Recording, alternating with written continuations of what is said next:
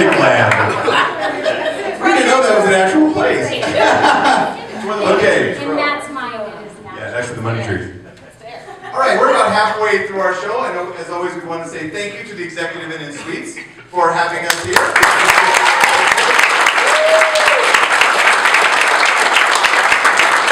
We normally play here the fourth Fridays of the month, but this month our second Friday venue fell through, so they kindly let us come through for the big show in the air, and we appreciate that very much.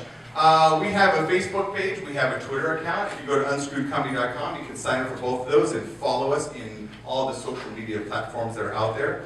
As you leave tonight, you will see a table out there that has a sign-up sheet for our email list in case you're not on the Facebooks or on the Twitters and want to find out what we're doing.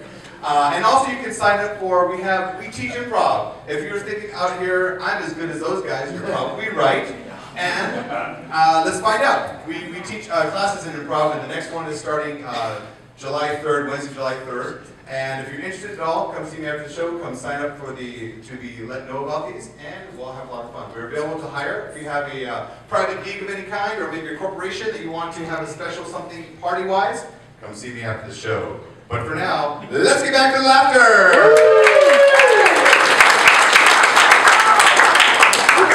Okay, we're going to go on to a game called the Dating Game. Oh. And this Mayor Rothschild is going to participate in this, but you're just going to sit there. Okay? And we're going to get set up for them. Just stand up, guys. Yeah, I think it'd be easier. Just keep standing. Okay, so Mayor Rothschild, we know that you are happily married. Karen is here with you tonight, right? Yay! But I want you to think way back to the days when you were single and were actually dating someone. So let me ask you. So your name is Jonathan Rothschild. Never did. Jonathan Rothschild is your name. You are the current mayor of Tucson. What was some of your previous inclinations? What did you do prior to this? I was a lawyer. Lawyer? What kind of lawyer? I did estate planning. Oh, estate planning, huh? Okay. Great. What are some of your hobbies? I like to play the saxophone. Okay. And I like to read poetry. Read poetry and play the saxophone. And I like to lift weights. Okay. In thinking about someone that you would want to date, be careful here. What are some of the qualities that you want in someone you're dating? She says, have your fantasy.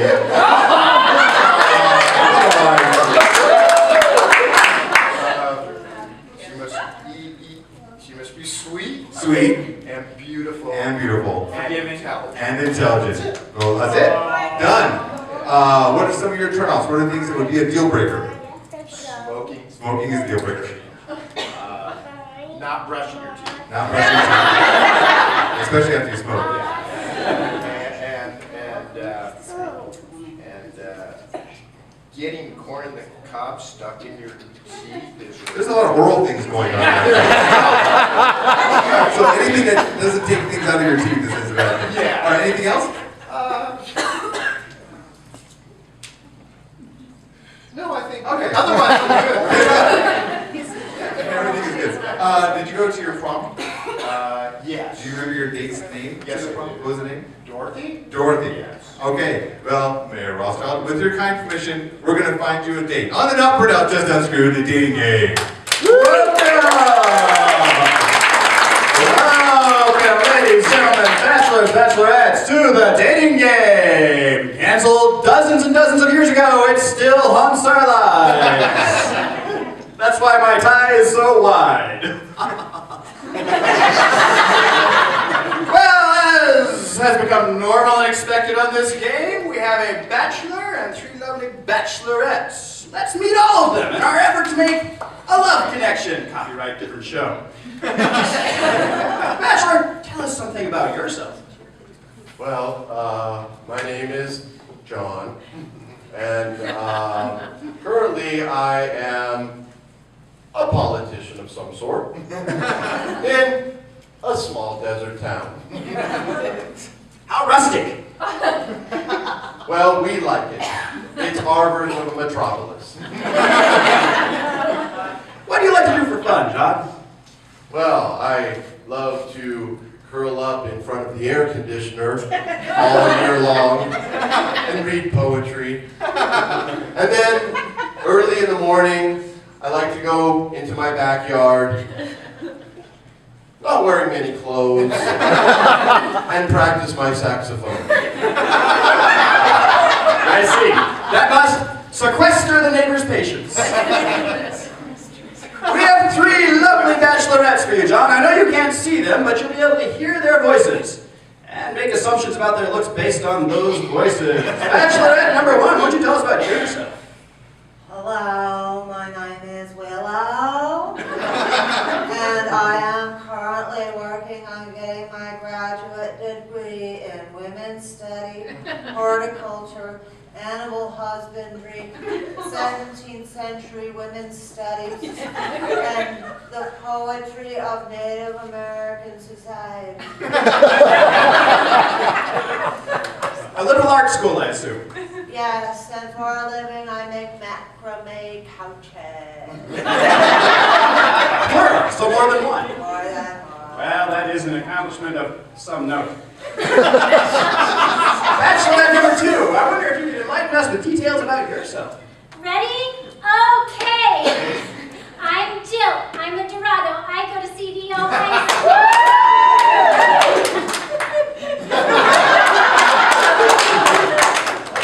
Ready? Okay.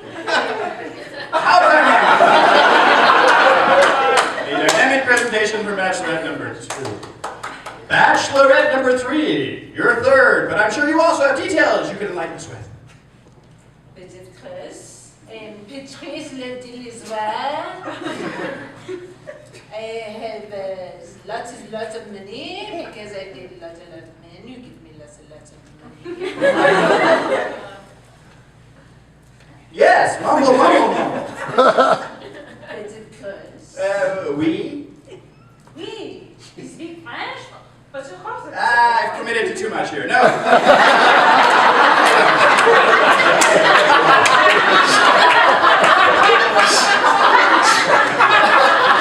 Bachelor, I wonder if you have a question for our bachelorettes.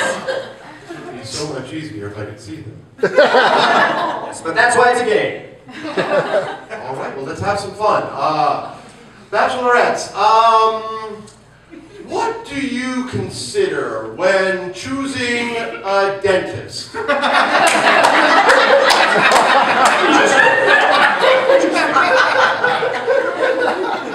Bachelorette number 1, imagine you have a piece of bark or something stuck in your teeth. How are you going to choose a dentist? I would look for a dentist who is not part of the oppressive male patriarchy. Would accreditation matter? No, as long as he's playing whale song in the waiting room. See. Bachelorette number 2, dentist acquisition. How do you go about it? Well, I'm a regular on Facebook, so I would probably go and see which dentist has the most likes. And doesn't charge for nitrous oxide.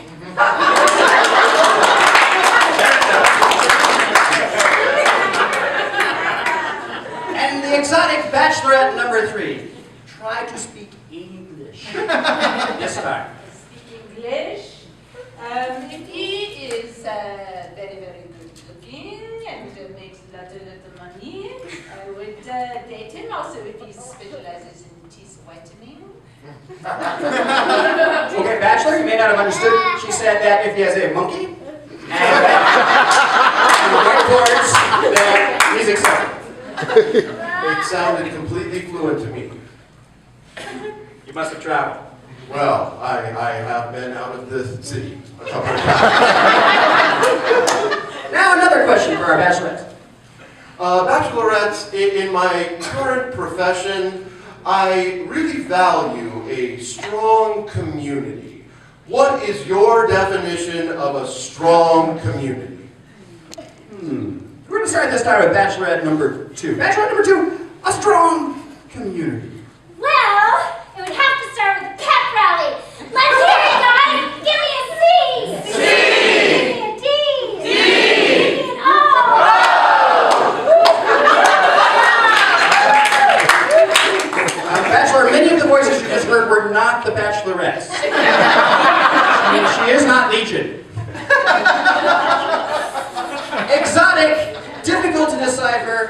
Bachelorette number 3, society.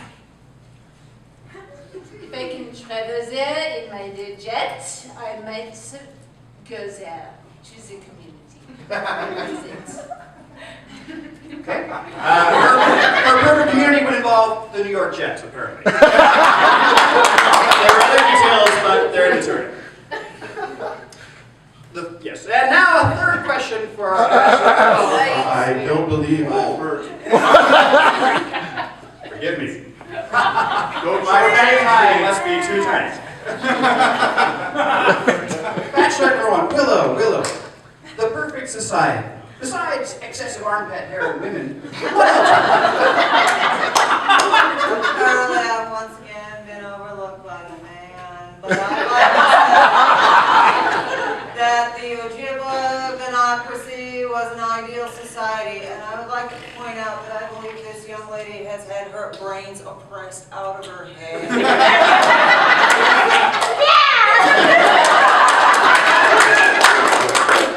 Well, that's no impediment to her being here in the dating game. Now, with a full round of question number 2 under our belts, what about a third question? Well, bachelorettes, I currently am single. I have been single most of my life, if not all of it. I am looking for that one woman. The one woman that I can spend the rest of my life with. So if I was to take you out on a date, what would that date be? And how would you convince me that you are that one woman? Interesting. I'm running out of room behind the bachelorettes. Bachelorette number 3, with the eloquence of Mushmouth, please tell us, what sort of dating strategy would you use to win our bachelor's heart? We would go to Paris, where we would go with my entourage of 12 very good-looking men. Who would slather me with free cheese, and you would smell it. Okay, all right. Parcheesi, apparently. Bachelorette number 1. How would you go about convincing the bachelor that you and he were made for each other? Well, our perfect date would contain granola. And we would have a deep discussion in which I would tell him that I could be that one woman as long as he was okay with not being the one man.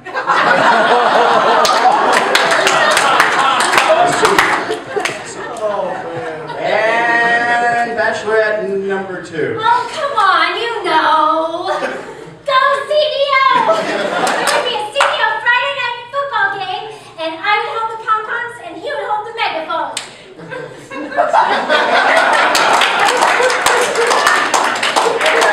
As with the previous responses, a number of gestures associated her verbiage. Well, now's the time when we would like to let you pick which bachelorette seems the best for you. And though we would like to, we're not going to. In fact, we're going to let the audience do it for you. You're stuck with your choice, right? So, my applause, will audience members, as I hold my hand over the bachelorette's head, so applaud if you believe that they are the right match for our bachelor. Bachelorette number 1. Bachelorette number 2.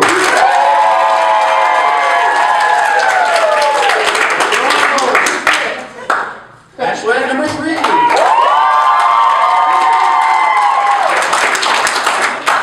Well, to my ears, though close and with much enthusiasm for all 3 of our bachelorettes, Monsieur, I think that you are going with our high school, our CDO girl.